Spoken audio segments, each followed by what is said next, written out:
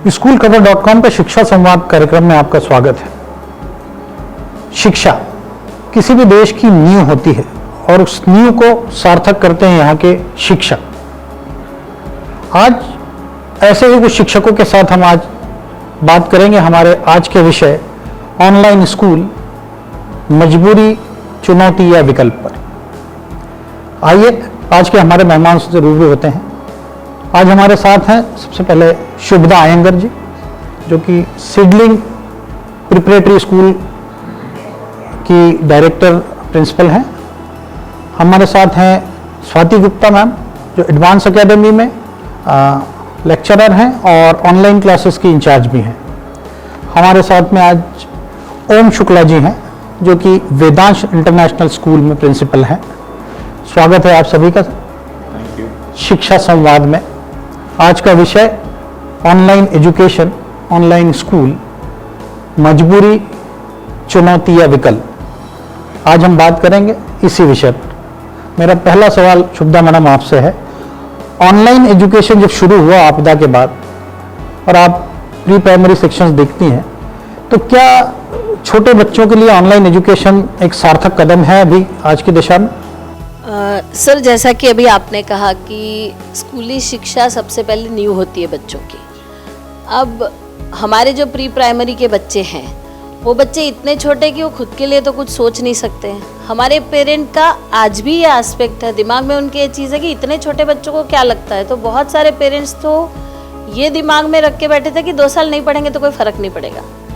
फिर भी स्कूलों ने अपनी तरफ से कोशिश की और ऑनलाइन स्कूल का उनका जो कदम था एज ए चुनौती, उन्होंने इसको एक्सेप्ट किया।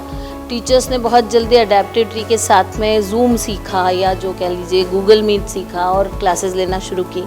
तो ऑनलाइन एजुकेशन जब शुरू हुआ तो हमने ये एक्सपेक्ट किया था पेरेंट्स से कि वो हमसे कोऑपरेट करेंगे और जो हम उनको इंस्ट्रक्शंस दे रहे हैं उनको वो फॉलो करेंगे। But they are not that much serious, क्योंकि उनको बहुत सारे पेरेंट्स ने तो एडमिशन ही नहीं लिए। सर, आप मानेंगे 2 साल पहले मेरे पास 250 बच्चों की स्ट्रेंथ थी और वो इतनी कम हो गई ऑनलाइन एजुकेशन के बाद कि उनको ये मानना है उनका कि कुछ नहीं होता ऑनलाइन एजुकेशन में। जी जी, बिल्कुल ठीक। आप इन्हें सीधे शब्दों में कहें तो पेरेंट्स ने इसको चुनौती के रूप में नहीं लिया। हाँ, यानी उनके पास एक्सक्यूजेस बहुत थे। नंबर 1, मैम मोबाइल, हमारे घर में 4 बच्चे, बड़े बच्चों की क्लास लगती है तो छोटों के पास वो स्कोप नहीं है, तो हमने कहा इस साल तो छोड़ ही दीजिए, अगले साल एडमिशन करा देंगे। ये उनका एक्सक्यूज़ था। ऑनलाइन क्लास हमारे पास मजबूरी के रूप में आया था, हमने उसको एज ए चुनौती लिया। उसके बाद जब हमने उसमें ये मान लिया कि यस अभी तो फ़िलहाल साल भर की बात हम पिछले करें, तो कोई दूसरा विकल्प नहीं था। आज की स्थिति में नहीं है ऐसा। आज हम बोल सकते हैं कि स्कूल खोलने के बारे में सोचा जा सकता है। उसके अलावा जो एक बहुत मेजर डिफेक्ट है वो ये है कि 1st to 12th के लिए सारे इंस्ट्रक्शंस है गवर्नमेंट की तरफ से। प्री प्राइमरी को तो उन्होंने छोड़ ही दिया है, यानी कोई एक सिंगल इंस्ट्रक्शन भी नहीं है। प्रायोरिटी अभी प्री प्राइमरी है नहीं। हाँ। सरकार की नज़र में भी आपके हिसाब से कोई प्री प्राइमरी के लिए कोई इम्पोर्टेंस नहीं है। जी जी मैडम, प्री प्राइमरी का जैसे मैडम ने कहा, आपको लगता है कि बड़े बच्चों के लिए भी कोई विकल्प नहीं था ऑनलाइन के अलावा? जी सर, अगर साल भर पहले की बात किया जाए तो ये एक मजबूरी थी जिसको हमने एज अ चैलेंज लिया। और लास्ट ईयर की अगर बात करें तो पिछले साल इसको आपातकालीन रिमोट टीचिंग के नाम से भी जाना जा रहा था, क्योंकि ऑनलाइन एजुकेशन तो ऑलरेडी एग्जिस्टेंस में था। लेकिन अगर स्कूली शिक्षा की बात करें, जहाँ पे आमने सामने की पढ़ाई होती है और अचानक से उसको शिफ्ट कर दिया गया है ऑनलाइन टीचिंग में, तो वो इतनी ज़्यादा कारगर साबित नहीं हो पा रही थी। क्योंकि पेरेंट्स के पक्ष में देखा जाए तो ये शिकायत हमें भी मिल रही थी कि बच्चे 2 है, 3 है, एक हस्बैंड के पास रहता है मोबाइल, एक इस बच्चे के पास है, तो हमारे पास अभी मोबाइल नहीं है। तो इस कारणवश बच्चों ने क्लासेस अटेंड की ही नहीं। लेकिन अगर 1 साल के बाद अगर अपन अभी आज की बात करें तो एक कन्वीनियंट ऑप्शन है, क्योंकि 1 साल के दौरान ही अगर मैं पेरेंट्स की बात करें या बच्चों की बात करें तो उन्होंने इसको अडेप्ट कर लिया है। अगर मैं आज का सिनेरियो देखूं तो पिछले साल अगर हम बात करें तो टीचर्स ने काफ़ी संघर्ष किया है, क्योंकि हमारे स्कूली जो शिक्षक गण हैं वो जो टेक्नोलॉजी सेवी नहीं थे, वो सिर्फ एक क्लासरूम जो ब्रिक्स और ये अपना तार का बना हुआ क्लासरूम होता है, फिज़िकल क्लासरूम, उसी में ही वो फिज़िकल एजुकेशन इस टाइप से बातें करके इंटरेक्शन के थ्रू अपना ज्ञान दूसरों तरफ देते थे। लेकिन ऑनलाइन की अगर बात किया जाए तो शिक्षकगण उसके लिए तैयार नहीं थे, क्योंकि उनको उस तरीके से ट्रेनिंग नहीं दी गई थी। लेकिन फिर भी टीचर्स ने उसको एज ए चैलेंज लिया और हमारे स्कूलों ने भी काफ़ी सपोर्ट किया टीचर्स को। हमारे कंप्यूटर डिपार्टमेंट के टीचर्स हैं, मैं उनको खूब अप्रिशिएट करूँगी कि उन्होंने टीचर्स को ट्रेनिंग दी कि किस तरीके से जो भी प्लेटफॉर्म स्कूल यूज़ कर रहा है ऑनलाइन टीचिंग के लिए, स्कूल बच्चों को शिक्षा देने के लिए, उसके लिए उन्होंने बहुत ही अच्छे तरीके से टीचर्स को ट्रेनिंग दी और टीचर्स ने बहुत ही अच्छे तरीके से उसको एक्सेप्ट किया एज ए चैलेंज। और मैं देख पा रही हूँ कि टीचर्स अपना बेहतर प्रदर्शन कर रही है। अगर मैं बात करूँ तो वो ऑफलाइन जो अपना टीचिंग मोड था उसके कंपैरिजन में वो डबल मेहनत कर रही है, कि यहाँ पे जो शिक्षक गण है उनकी मेहनत 2 से 4 गुना बढ़ गई थी और उन्होंने बेहतर प्रदर्शन किया है। साल भर पहले सिनेरियो कुछ और था, लेकिन अभी सिनेरियो जो देखने को मिल रहा है, मैं अगर हायर एजुकेशन की बात करूं, प्री प्राइमरी का मैं भी सहमत हूं कि जो छोटे बच्चों के लिए पेरेंट्स का जो माइंड सेटअप है उसको चेंज करने की अभी आवश्यकता है। जबकि जो अगर हायर एजुकेशन की बात करें तो वो बच्चे पेरेंट्स और बच्चे बिल्कुल मॉडिफाई हो चुके हैं, अपने आप को उन्होंने अपडेट भी कर लिया है और सिचुएशन के साथ उन्होंने इस कंडीशन को एक्सेप्ट भी कर लिया है। सर, आपसे यदि मैं एक अलग तरह का सवाल पूछूं तो आपको नहीं लगता कि इस पूरा जो ऑनलाइन एजुकेशन सिस्टम बना है उसमें स्कूलों ने, जैसे मैडम ने कहा, स्कूलों ने अपनी भूमिका निभाई है, पेरेंट्स जिस हद तक अपनी भूमिका निभा सकते थे उन्होंने निभाई है, लेकिन कहीं ना कहीं बहुत ईमानदारी से सरकार इसमें अपनी भूमिका पूरी तरह से निभा नहीं पाई है।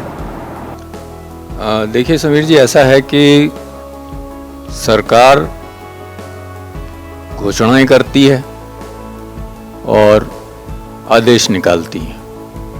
उन्होंने घोषणाएं की, आदेश निकाले समय समय पर, लेकिन यहाँ पर मेरा एक मत है और बहुत स्ट्रांगली मैं इस बात पर इंसिस्ट करूँगा कि 1.5 लाख करोड़ का पैकेज सरकार ने बहुत सारी दूसरी एरियाज़ के लिए दिया, तो शिक्षक जो कि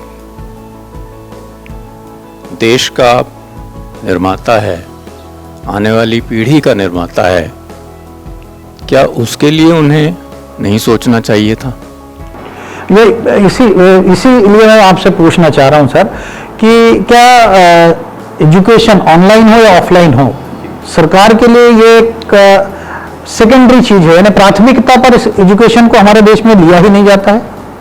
वो तो हमारे देश का इतिहास ही रहा है ना कि right from the beginning education को कभी प्रायोरिटी पे रखा ही नहीं, और अगर रखा होता तो शायद आज इस संवाद की आवश्यकता नहीं पड़ती। सर, जितने विकासशील देश हुए हैं, मेरे पास अभी डाटा तो नहीं है उसका, लेकिन कई देश ऐसे हैं जहां शिक्षक यदि कहीं खड़ा होता है तो प्रशासन, राजनेता, यहाँ तक कि उस देश का प्रधानमंत्री भी उसके सम्मान में खड़ा हो जाता है। और मुझे लगता है कि ऐसे देशों की जो उन्नति हुई है उसका एकमात्र कारण है वो शिक्षा के लिए समर्पित है। तो कहीं ना कहीं हमारा देश इसी कारण अभी भी शिक्षा में पिछड़ा हुआ है कि हमारे यहाँ शिक्षा तो ठीक है, शिक्षक की भी कोई इज्जत नहीं है। शिक्षक एक बहुत ही गरिमामय पद है, एक गरिमामयी इंसान है, और ट्रस्ट कीजिए मेरी बात का कि जिस दिन इस देश में शिक्षा पर सबसे ज़्यादा फोकस किया जाने लगेगा उस दिन इस देश की पूरी तरह से कायाकल्प हो जाएगी। जब हमारे यहाँ का पढ़ा हुआ बच्चा विदेशों में झंडे गाड़ सकता है तो वो हमारे यहाँ भी गाड़ सकता है, बशर्ते कि उसको उतनी इज्जत मिले, उतनी सुविधाएं मिलें। और ऐसा भी हुआ है कि हमारे विदेशों से पढ़ने वाले, काम करने वाले बच्चे कुछ लौट के आए उन्होंने कुछ दिनों तक यहाँ प्रयास किया, लेकिन अल्टीमेटली उन्हें वापस जाना पड़ा। जी, तो बहुत छोटा सा जवाब चाहूँगा आपसे मैं। कहीं ऐसा तो नहीं कि हमारी जो एजुकेशन पॉलिसी है या एजुकेशन सिस्टम है उसको बनाने वाले राजनेता होते हैं और इम्प्लीमेंट करने के लिए फिर शिक्षकों के ऊपर जिम्मेदारी सौंप दी जाती है, तो वो जो एक गैप डेवलप होता है वो हम आज तक भर ही नहीं पाए। आज़ादी के 75 साल बाद भी हम वहीं के वहीं खड़े हैं। आपका कहना बिल्कुल दुरुस्त है, क्योंकि जब हम पॉलिसी मेकिंग की बात करते हैं तो जिस फील्ड से व्यक्ति जुड़ा है उस फील्ड के व्यक्ति को जब उसमें मौका मिलेगा अपनी बात कहने का और उसकी बात सुनी जाएगी तो डेफिनेटली सिनेरियो एकदम अलग होगा। मैडम, आपको लगता है इस ऑनलाइन एजुकेशन के साथ में आप बच्चों का ओवरऑल डेवलपमेंट, जिसको कहते हैं हम सीधे शब्दों में कहें तो सर्वांगीण विकास कर पा रहे हैं? जी बिल्कुल नहीं सर, मैं इसके पक्ष में बिल्कुल नहीं है। ऑनलाइन एजुकेशन जैसे मैंने अभी कहा कि एक आपातकालीन रिमोट टीचिंग है जो पहले थी। हम लोगों ने स्कूली शिक्षा में एकदम से ट्रांसफॉर्मेशन हुआ क्योंकि और कोई विकल्प नहीं था। टीचर्स ने और बच्चों ने हायर एजुकेशन की अगर बात करूँ तो एज ए चैलेंज लिया है, लेकिन ओवरऑल डेवलपमेंट नहीं हो पा रहा है। अभी ऑनलाइन टीचिंग थोड़े समय के लिए इट्स गुड, लेकिन ज़्यादा लंबे समय के लिए ये हेल्थ इशू क्रिएट कर सकता है। दूसरा, ये एक सोलो एक्ट है और हम सोशल एनिमल है, तो हम ज़्यादा समय तक एक बंद कमरे में नहीं रह सकते। हाँ, ये एक कन्वीनियंट विकल्प है जहाँ पर है ना एकेडमिक लॉस तो नहीं हो रहा है, मैं ये कहूँगी, लेकिन पूरी तरह का जो पर्सनालिटी डेवलपमेंट है वो नहीं हो पा रहा है और जो 100% उनका ऑलराउंड डेवलपमेंट नहीं हो पा रहा है और इन फ्यूचर उसको उनका खामियाजा भी भुगतना पड़ेगा। It is 100% sure. देखिए, सर्वांगीण विकास की जब हम बात करते हैं तो मैंने इतने लंबे अपने करियर में स्कूलों में यही देखा है कि बच्चे यदि कुछ स्कूल में सबसे ज़्यादा पसंद करते हैं तो नंबर 1 उनका लंच ब्रेक होता है, नंबर 2 उनका गेम्स पीरियड होता है और नंबर 3 पर उनके सारे एक्टिविटी पीरियड्स होते हैं। तो एक्टिविटी पीरियड्स वर्चुअल हो रहे हैं, बहुत अच्छी बात है, बच्चे सीख भी रहे हैं, लेकिन एक जो फिज़िकल स्कूल का, एक्चुअल स्कूल का जो अनुभव होता है वो चाहे टीचर हो चाहे बच्चे हों, वो एक अलग किस्म का अनुभव होता है और उसका मुकाबला आपका ऑनलाइन एजुकेशन कभी नहीं कर पाएगा। अगर हम अपने इतिहास को उठा के देखें तो हमारे यहाँ गुरुकुल परंपरा रही है, तो वहाँ तो बच्चे सब कुछ करते थे, हालांकि वो हॉस्टल होते थे, छात्रावास होते थे, लेकिन आज जो हमारी डे स्कूलिंग है उसमें ये चीज़ 100% लागू होती है कि बच्चे जो हैं वो खेलें तो उनको खेल का पीरियड, एक्टिविटीज़ कुछ भी हों, चाहे आर्ट एंड क्राफ्ट हो, चाहे म्यूज़िक हो, चाहे डांस हो, और स्पोर्ट्स तो फिर बात ही अलग है। तो सर, ये यदि इतनी सारी समस्याएं हैं ऑनलाइन के साथ में, हम टोटल ओवरऑल डेवलपमेंट नहीं कर पा रहे हैं बच्चे का, तो फिर हम ऑफलाइन मोड में जाने में इतना क्यों कतरा रहे हैं? ऑफलाइन मोड, फिर वही बात आ गई ना कि सरकार के जब तक क्लियर इंस्ट्रक्शंस नहीं होंगे, गाइडलाइंस नहीं होंगी, तब तक हमारे लिए भी संभव नहीं है। क्योंकि हम अगर कुछ भी ऐसा कदम उठाते हैं तो कल को हमें तमाम ऐसी परिस्थितियों का सामना करना पड़ता है जो हम एक्सपेक्ट भी नहीं कर सकते। सरकार ने तो गेम पालकों के पाले में डाल दी है, पालक की अनुमति से बच्चा स्कूल आ सकता है। पालक अनुमति बहुत कम दे रहे हैं। अब या तो उनके मन में डर है या फिर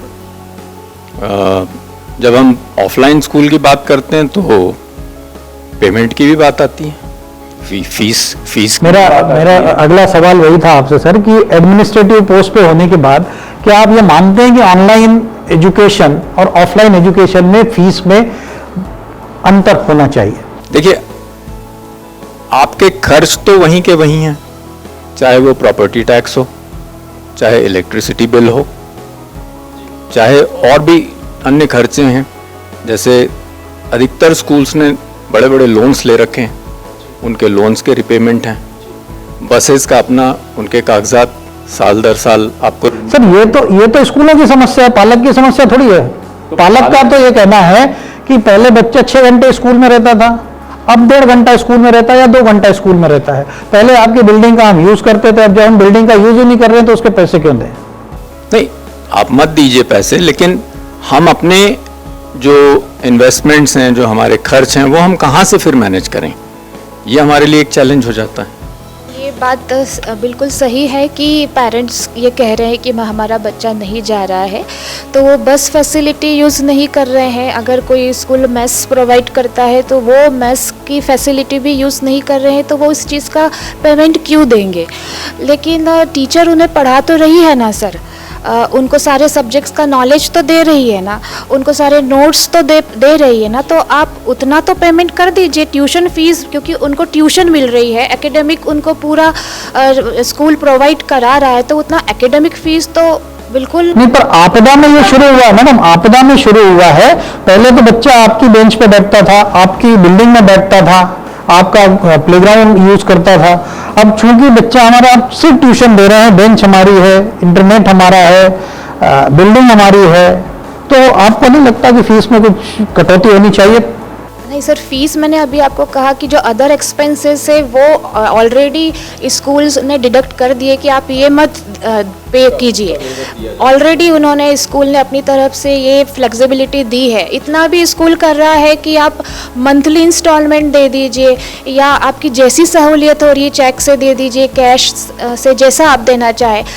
बहुत सारे उनको सुविधाएं दी जा रही है, पर मैं देख पा रही हूँ कि फिर भी पेरेंट्स इसको बिल्कुल भी टेक इट ईजी लेते हैं। कोई भर रहा है, कोई नहीं भर रहा है। तो अपने खुद के चाइल्ड के उज्जवल भविष्य के लिए, जिसके लिए पेरेंट्स इतने सपने देखता है, तो मेरे ख्याल से उसके उज्जवल भविष्य के लिए उसको स्कूल में फ़ीस जमा करनी चाहिए, और ऑफलाइन या जो भी ऑनलाइन मोड ऑफ टीचिंग के लिए उसको प्रेरित करना ही चाहिए। मैडम वही तो वो आपसे चाह रहा है कि उसके जो सपने हैं वो अपनों से, हम जब सपने देखते हैं तो अपनों के बीच ही देखते हैं, और वो स्कूल से यही उम्मीद रखता है कि उसके जो सपने हैं वो स्कूल साकार कर दे, वो उसकी फीस माफ कर दे, उसकी फीस कम कर दे, और एजुकेशन जो है उसको बेहतर दे। और ये मुझे लगता है कि एक टीचर की मॉरल रिस्पॉन्सिबिलिटी भी होनी चाहिए। सर, हम लोग हमारी तरफ से एज अ टीचर अपना बेस्ट दे रहे हैं कि क्योंकि हम बच्चों को बिल्कुल ऐसा देखते हैं, क्योंकि वो अगर अच्छा करेंगे तो हमारी प्रेस्टीज बढ़ेगी। तो जब टीचर इतना ज़्यादा लॉयल है अपने स्टूडेंट्स के प्रति, तो मेरे ख्याल से पेरेंट्स को भी थोड़ी सी गुरु दक्षिणा तो देनी ही चाहिए सर। तो थोड़ी सी देने तैयार हैं आप मैडम, कुछ कहना चाहेंगे?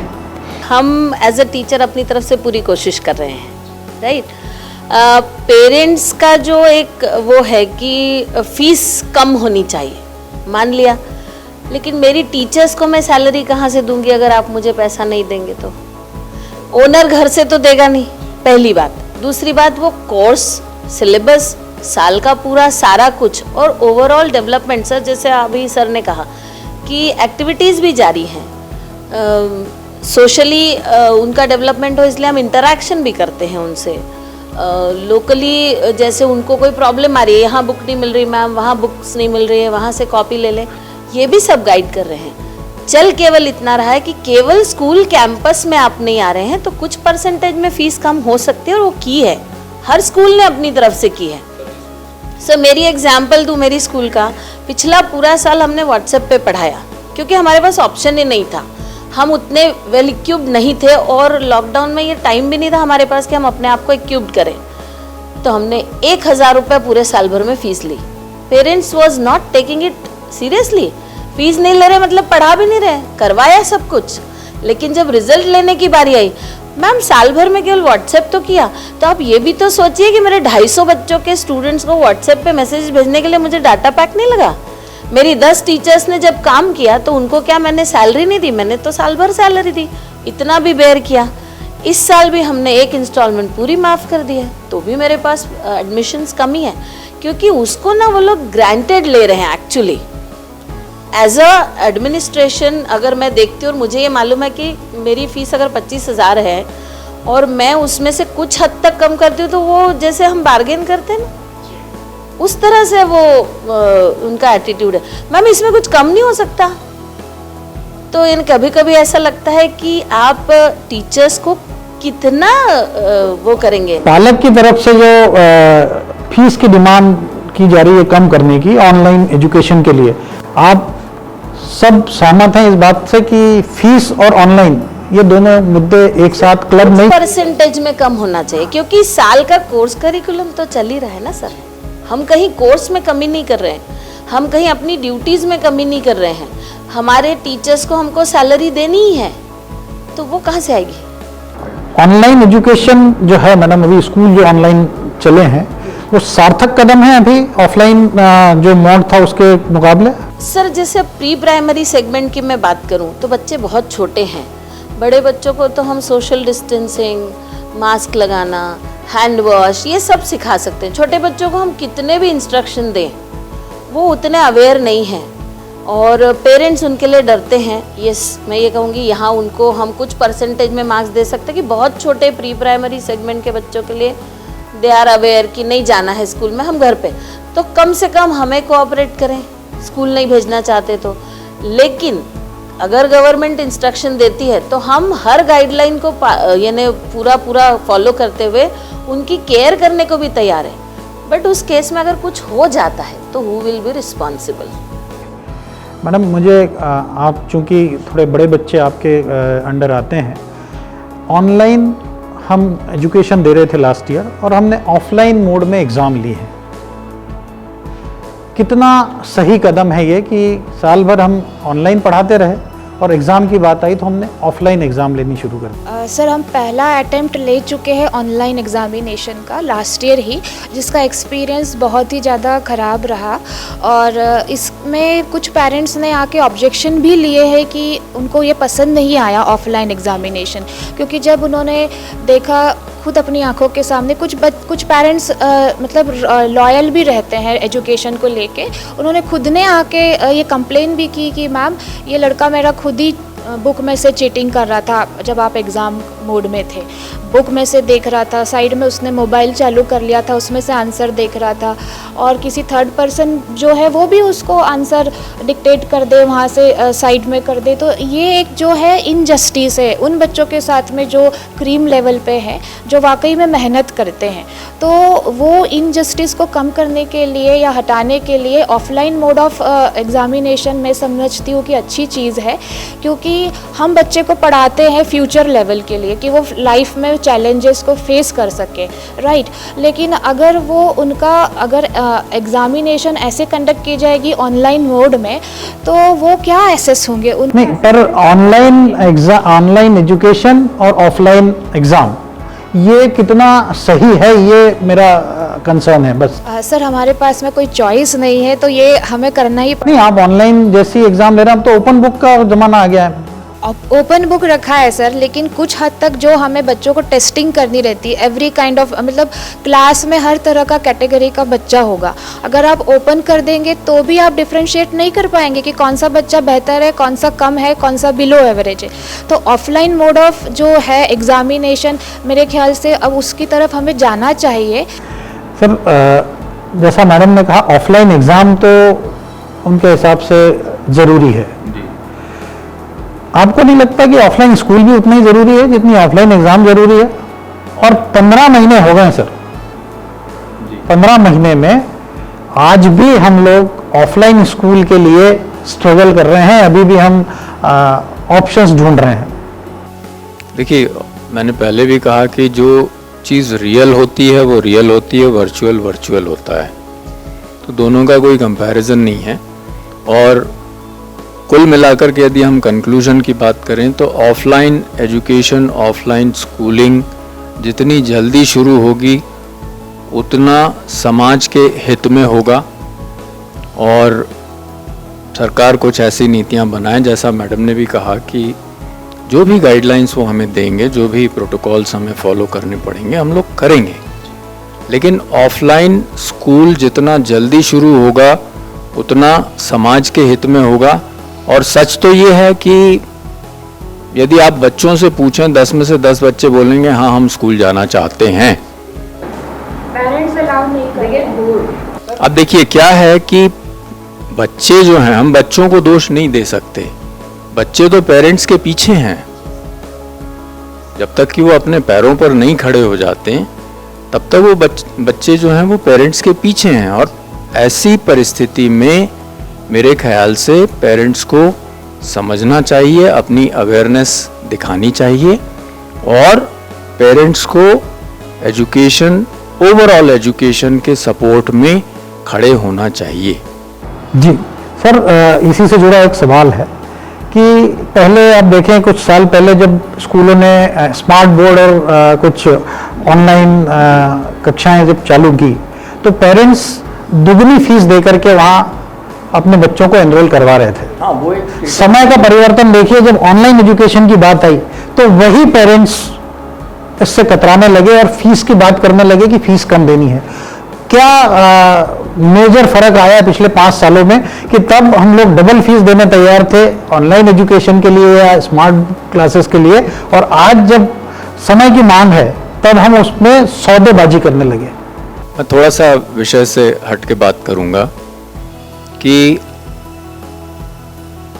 फर्ज कीजिए, खुदा न करे आप कभी बीमार हो जाते हैं और कहीं हॉस्पिटल में एडमिट होते हैं तो वहाँ सौदेबाजी होती है क्या? नहीं। वहाँ ऑप्शन नहीं है ना सर। तो फिर एजुकेशन को हम क्यों ऑप्शन मान रहे हैं? सर यहाँ जान नहीं जाती वहाँ जान जोखिम में होती है, जान जाती नहीं है। यहाँ बहुत सारे ऑप्शन और खुल जाते हैं। तो वही बात है कि पेरेंट्स को उस चीज़ को समझना पड़ेगा और ओवरऑल एजुकेशन के सपोर्ट में खड़े होना पड़ेगा, चाहे वो स्कूल्स हों चाहे कॉलेजेस हों। सभी के सपोर्ट में जब पेरेंट्स खड़े होंगे, पेरेंट्स की अवेयरनेस जब सामने आएगी तभी बात बन पाएगी, अदरवाइज तो ये चैलेंज बना रहेगा जब तक उनका। सर, आप इस बात से इत्तेफाक रखते हैं कि ऑनलाइन एजुकेशन जो ऑनलाइन स्कूल जो अभी शुरू हुए हैं वो एक सिर्फ मजबूरी में लिया गया निर्णय था और इसीलिए उसकी कोई अहमियत नहीं है पेरेंट्स की नज़र से या बच्चों की नज़र से देखा जाए तो? देखिए, मजबूरी थी क्योंकि कोई विकल्प नहीं था, और जब विकल्प आया तो फिर वो चुनौती बन गया। उस चुनौती पर टीचर खड़ा उतरा। अब अगेन बात वही आ जाती है कि पेरेंट्स का सपोर्ट जब तक नहीं मिलेगा तब तक क्या टीचर कर पाएंगे, क्या स्कूल कर पाएंगे। और इसके लिए एक सोशल अवेयरनेस की ज़रूरत है और ये एक सामाजिक जिम्मेदारी है सभी की, जिसे पूरा करना अति आवश्यक है। और जितना जल्दी हम इस बात पर आ जाएं कि हम सपोर्ट करेंगे एजुकेशन को एज पेरेंट्स, तभी इसका हल निकलेगा और चीज़ें सुधरेंगी। एजुकेशन का जो ढर्रा है वो पटरी पर आ पाएगा। मैडम, आपसे सवाल है कि चुनौती के रूप में आपने कहा कि शिक्षक ने उसको चुनौती के रूप में लिया। आप मानती हैं कि शिक्षक के अलावा बाकी जितने भी शिक्षा से जुड़े हुए पहलू हैं सब चुनौती पर खरे उतरे? सर, अगर चुनौती की बात करें तो टीचर्स ने इसको चुनौती के रूप में लिया है और खरी भी उतरे हैं शिक्षकगण। स्कूल ने भी इसे चुनौती के रूप में लिया है और अपना बेस्ट एफर्ट लगाए हैं कि बच्चों का किसी भी प्रकार का कोई लॉस ना हो। जहाँ तक अगर बात करें कि प्रशासन की या सरकार की बात करें, गाइडलाइंस वो स्कूल के लिए और टीचर्स के लिए, इन लोगों के लिए, इंस्टीट्यूशंस के लिए वो देते हैं, लेकिन अभी तक मुझे ऐसा कोई गाइडलाइंस पेरेंट्स फॉलो करे, ऐसी कोई गाइडलाइंस अभी तक देखने को नहीं मिली है। अभी मौजूदा हालात में हमारे पास में ऑनलाइन के अलावा कोई विकल्प है ही नहीं। मजबूरी में लिया गया एक निर्णय है जिसको कुछ फैक्टर्स ने जो है उन्होंने चुनौतीपूर्ण लिया है, लेकिन मेरे ख्याल से शुरुआती दौर में पेरेंट्स फेल हो गए हैं इसको एज ए चुनौती लेने में, और सरकार तो मुझे लग रहा है अभी तक इस चैलेंज को पूरा करने में सक्षम नहीं हो पाई है। मेरे पास में एक सरकारी स्कूल है, वो बंद पड़ा है, वो चालू ही नहीं हुआ है अभी तक। मतलब उसमें, और ना ही उस मतलब मेरे यहाँ आसपास के जो लोग हैं जिनके बच्चे वहाँ जा रहे थे, तो 2 साल से वहाँ पर कोई टीचिंग मोड या कोई गतिविधि नहीं हो रही है। तो मेरे ख्याल से सरकार को उस क्षेत्र में इसको चैलेंज के रूप में उन्होंने वो खरे नहीं उतर पाए हैं। आप विकल्प के रूप में देखती हैं ऑनलाइन एजुकेशन को? सर, विकल्प के रूप में तब तक है जब तक पूरी तरह से गाइडलाइन के साथ हम बच्चों का स्कूल जाना सेफ नहीं कर लेते। क्योंकि रिस्पॉन्सिबिलिटी कौन लेगा। और जैसे सर ने कहा कि टीचर्स का रिस्पेक्ट, पेरेंट्स की जिम्मेदारी तो बनती है सर कि टीचर का रिस्पेक्ट करना सिखाएं। टीचर जो अपनी तरफ से डिलीवर कर रही है उसका रिस्पेक्ट वो खुद भी करें और बच्चों को भी सिखाएं। तो विकल्प के रूप में अभी तो मैं ये कहूँगी कि कुछ महीने और, जब तक क्लियर गाइडलाइंस नहीं आती और स्कूल ओपन नहीं होते, तब तक तो ये एक अल्टीमेट है कि विकल्प हमारे पास है कि हम ऑनलाइन कम से कम उतना तो दें जिससे बच्चे डिटैच ना। मैडम, आंकड़े ये कहते हैं दुनिया में, यदि हम सोशल मीडिया प्लेटफॉर्म की बात करें तो गूगल, फेसबुक, इंस्टाग्राम, एफबी, ये सारे आंकड़े जो हैं, जो आपके सामने हैं, उसमें भारत अमूमन दूसरी पोजीशन पर है पूरी दुनिया में। उसके बावजूद भी जब ऑनलाइन की बात आती है तो हम इतने पिछड़े हुए क्यों हैं? सर, यहाँ मैं एक बात शेयर करना चाहूँगी आपसे कि पेरेंट्स जो बोल रहे हैं स्क्रीन टाइम बच्चों के लिए, मुझे बताइए आजकल की मम्मा खाना खिलाते समय 1 घंटा उसको मोबाइल दे देती है हाथ में, वो 2 घंटे टीवी देखता है, तब स्क्रीन टाइम नहीं था। 2 साल पहले का सिनेरियो अलग था। सो आप ऑनलाइन को अगर आप पॉजिटिवली लें कि केवल 30 मिनट का समय आपको बच्चे को देना है, उसको आपके साथ बिठाना है और जो टीचर्स करवा रही उतना कराइए, बाकी दिन भर उसको वो सारी एक्टिविटीज़ कंटिन्यूसली रिपीट कराते रहें वो, सो दे कैन डू इट। तो यहाँ तो सबसे ज़्यादा ज़रूरत है। और इंडिया में सर की बात को मैं सहमत करूंगी कि इंडिया में सबसे बड़ी प्रॉब्लम यह है कि सबसे छोटे बच्चों पे जितना ध्यान दिया जाना चाहिए वो नहीं दिया जाता। आज की ही फ्रंट पेज न्यूज़ है कि देश में 10 लाख स्कूल हैं और 1,10,000 स्कूल जो हैं वो सिर्फ इंटरनेट से जुड़े हुए हैं। जिस देश में सरकारी 90% सरकारी स्कूल जब इंटरनेट से जुड़े हुए नहीं हैं तो वो कैसे ऑनलाइन एजुकेशन दे पाएंगे? तो क्या सरकार की नीतियां इन्हीं आंकड़ों को ध्यान में रखकर प्राइवेट स्कूलों के लिए भी लागू की जाती हैं? ये तो बड़ा एक चैलेंजिंग सवाल है, क्योंकि आंकड़ों की जानकारी तो मुझे नहीं है, लेकिन नहीं, आज ही की फ्रंट पेज न्यूज़ है सर जी। और उन्होंने कहा है कि हम बहुत जल्द ही सारे स्कूलों को इंटरनेट फैसिलिटी से लेस करेंगे। हाँ, तो पहले लैस करें फिर उसके बाद बात करें। नहीं, मेरा सवाल है कि नीतियां इन्हीं आंकड़ों को ध्यान में रखते हुए प्राइवेट स्कूलों पर थोपी जाती हैं। आप सहमत हैं इस बात से? काफ़ी हद तक ये बात तो सही है। फिर जैसा आपने अभी स्कूलों के बारे में बात की, तो मैं यहाँ पर अपनी तरफ से एक चीज़ ऐड करना चाह रहा हूँ कि इस क्राइसिस के चलते तमाम स्कूल तो बंद हो गए हैं और तमाम स्कूल जो हैं वो बंद होने की कगार पर हैं। तो ये हमारे लिए एज एजुकेटर्स हमारे लिए एक ज़बरदस्त चिंता का विषय है। तो सरकार को बहुत शीघ्र ही इस पर कोई कॉन्क्रीट निर्णय देने की आवश्यकता है। मेरा आरोप है सरकार के ऊपर कि वो गवर्नमेंट स्कूल को ध्यान में रखते हुए सरकारी स्कूलों के ऊपर नीतियां लागू करती है। जी मैडम, आप कुछ कहना चाहेंगे? सर, गवर्नमेंट स्कूल के हिसाब से अगर ये नीतियाँ बना के हम पे थोपते भी हैं तो सबसे पहला एस्पेक्ट ये आता है कि सेकेंडरी समझते हैं एजुकेशन को, पहले प्रायोरिटी पे तो लाए जी। सारे इन टोटलिटी हम कह सकते हैं कि हमारे देश में शिक्षा जो है वो प्राथमिकता न होकर 2म दर्जे पर रखी गई। राइट, यानी गवर्नमेंट स्कूल के लिए एजुकेशन हो चाहे प्राइवेट स्कूलों के लिए, सबके लिए उनके कुछ रूल्स एंड रेगुलेशंस क्लियर होने चाहिए। क्यों ज़रूरत पड़ती है, यानी कि ये मेरा पर्सनल क्वेश्चन है कि अगर गवर्नमेंट स्कूल इतने सक्षम होते तो हम जैसे प्राइवेट स्कूलों को इतना सारा काम करने की नौबत ही क्यों आती? राइट, हम अपनी तरफ से पूरी कोशिश कर रहे हैं कि हम बच्चों को सब दें, क्योंकि वहाँ नहीं मिल रहा है। वहाँ मिलने लगेगा तो शायद ये नौबत भी नहीं आएगी कि आपको सबके लिए अलग अलग नियम बनाने पड़े, सबके लिए नियम एक जैसे रखना। मैं आपकी बात को यहीं ख़त्म करूंगा। इसीलिए हमारे प्रदेश में 9,200 CM राइज स्कूल खोले जा रहे हैं और हो सकता है कि आने वाले समय में सरकार इतनी सक्षम बना दे अपने स्कूलों को कि प्राइवेट स्कूलों की आवश्यकता ना पड़े। सर, इस संवाद के अंतिम हिस्से में चले हैं। मैं आप लोगों से सभी से सिर्फ एक शब्द में जवाब चाहूँगा, जिससे कि मैं अपने जो इस मुद्दा है, इस मुद्दे को किसी अंजाम तक पहुंचा सकूं। ऑनलाइन शिक्षा मजबूरी, चुनौती या विकल्प? विकल्प। मैडम, आप? सर, ये कुछ लोगों के लिए मतलब विकल्प है और कुछ लोगों ने इसे विकल्प के बाद एज ए चुनौती ली है। सर, मेरे हिसाब से मजबूरी में उठाया गया कदम पर आज की डेट में चुनौती है। इसको विकल्प के रूप में कितना आप नंबर सर विकल्प के रूप में आने वाले समय मेरा आज के परिस्थितियों के कारण हम हाइब्रिड मॉडल यूज कर सकते हैं सर। जो चीजें हम ऑनलाइन क्लास में दे सकते हैं वो उनको जो घर पे प्रैक्टिस की हैं, और जो हम क्लास में इंटरेक्शन भविष्य में विकल्प नहीं देखती इसका? पूरी तरह से तो नहीं सर, क्योंकि आप भी नहीं देखती मैडम? कोई जोड़ नहीं। देख पा रही हूँ कि ये एक फ्यूचर एजुकेशन के रूप में लिया जा सकता है अगर इसकी स्ट्रेटेजी प्रॉपर हो तो। ऑफलाइन स्कूल बंद करके ऑनलाइन स्कूल, ये विकल्प है सर? नहीं नहीं, नहीं वो है? तो वो हमारे देश में तो संभव नहीं है। संभव नहीं है सर। बच्चों का विकास बाधित हो रहा है, पूरी तरह से बाधित हो रहा है। सारे लोग सहमत हैं मैडम? बहुत मतलब ये बहुत सीरियस मुद्दा है।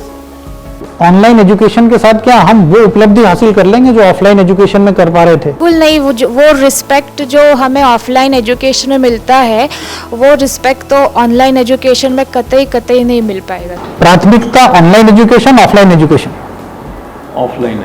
Offline education, because overall development, हाँ ओवरऑल डेवलपमेंट सरकार के पास, पालकों के पास और बच्चों के पास ये बात पहुंचनी चाहिए कि ऑफलाइन एजुकेशन का कोई विकल्प नहीं है आने वाले भविष्य में। डेवलपमेंट हो ही नहीं रहा ना, तो उसको तो सोचना पड़ेगा ना, बहुत लंबा टाइम हो गया। मतलब ऑनलाइन एजुकेशन ऑफलाइन के मामले में सार्थक कदम नहीं है? बिल्कुल सर, ऑफलाइन का कोई तोड़ नहीं है। एक वर्चुअल इन्वायरमेंट होता है और हम और आप एक रियल प्राणी हैं और जो रियल वर्ल्ड में रहते हैं, और वर्चुअल इन्वायरमेंट में हम उतना ज़्यादा अपने आप के साथ में इतना जस्टिस बिल्कुल भी कर नहीं पाएंगे।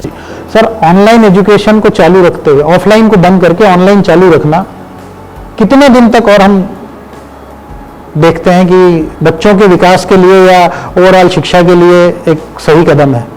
नहीं, ये बहुत लंबे समय तक नहीं किया जा सकता। आपके हिसाब से स्कूल कब चालू होने चाहिए? इमीडिएटली शुरू होने चाहिए। आखिरी सवाल है मैडम, हिंदुस्तान के आंकड़े कहते हैं कि 33% बच्चों ने ऑनलाइन एजुकेशन ली है, 66% बच्चे ऑनलाइन एजुकेशन तक नहीं पहुंचे हैं, लेकिन आप देश का रिजल्ट देखिए, 100% बच्चे अगली कक्षा में पहुंचे हैं।